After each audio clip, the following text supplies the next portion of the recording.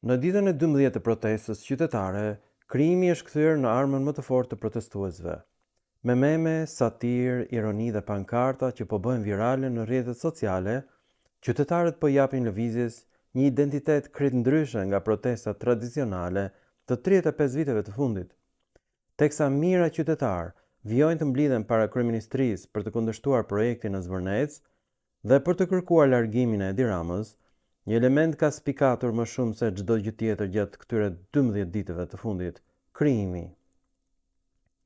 Ndryshe nga protestat klasike të partive politike, ku dominonin flamujt, militantë dhe sloganet e gatshme, kjo protestë po ndërton identitetin e saj përmes humorit, ironisë dhe memeve që godasin drejt për drejt pushtetin politik.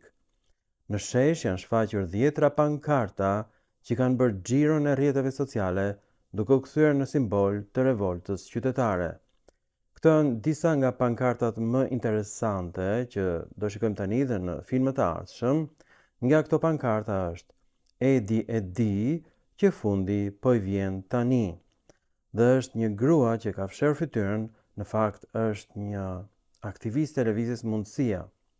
Ky është një tjetër mem, pankart, i cili në fakt kushton 800 euro, mbasi unë kam punuar në fushën e botimeve dhe e di që shuma minimale për printimin e këtij postiri ose pankarti kushton të paktën nga 400 deri në 800 euro në tirazh të ulët. Tani, kjo mbahet nga një tjetër grua e re, antare e lëvizjes Mundësia dhe lëvizjes Bashk. Tani, kjo sapo është bërë, ky pankart është shumë i madh. Këtu Edi Rama është veshur si një grua e cila poston në rrjetet sociale me sytjena, shumë e turpshme, dhe këtu Edi Rama pra gjoja imiton protestuesit dhe protestuesit imitojnë Edi Ramën, e cila është e veshur si një influencere që në shqip do të thoshte frymëzuese, inspiruese ose udhëheqëse shpirtërore. Pra kjo është Edi Rama. Tani, Edi Rama e ka bërë këtë në mbrëmje me Partinë Socialiste dhe në mëngjes është bërë pankarti. Merrni me mend se sa shtrenjtë është të urdhërosh një pankart në shtyp shkronjë me një shpejtësi të rrëfeshme, pra shumë e shtrenjtë. Këtu kemi një pankart tjetër midis Berishës dhe Edi Ramës, domethënë një marrëveshje fshehtë. Dhe tani, këtë pankartë e mban një tjetër antar i lëvizjes Mundësia dhe lëvizjes Bashk, e ka fshehur fytyrën kur është bërë fotografia.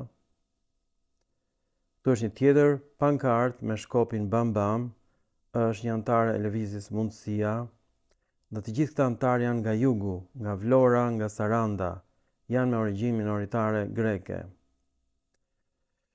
Ram Enver Llapa. Derisa na mbarojnë paret, Jorgjica ime. Këto janë shprehje,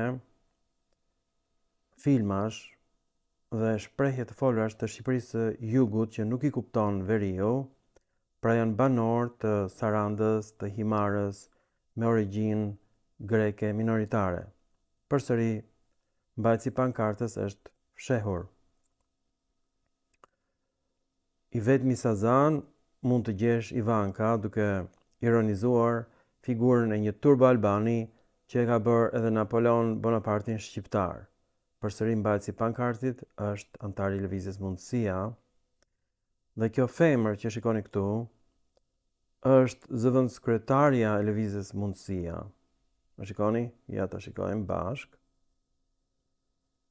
Është njeriu që ka dalë në të gjitha filmat e lëvizjes Mundësia, është zëvendëskryetaria e saj, është shumë e bukur, shumë interesante si fytyrë, nga jugu i Shqipërisë.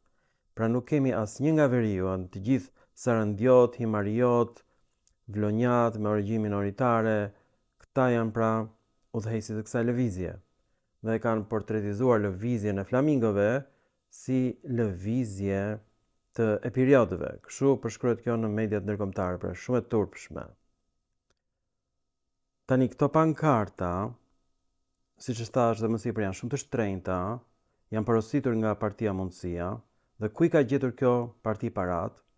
I ka gjetur në biznesin udhëheqësit të saj, që është marrë me call centera, ka fituar 6 milion euro.